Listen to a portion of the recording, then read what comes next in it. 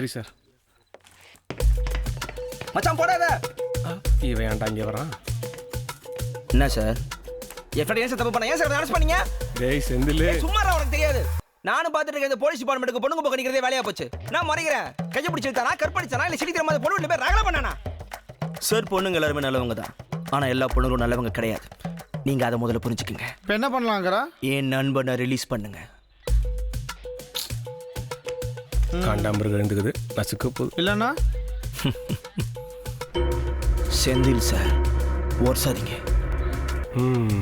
நசுக்கல் confirm.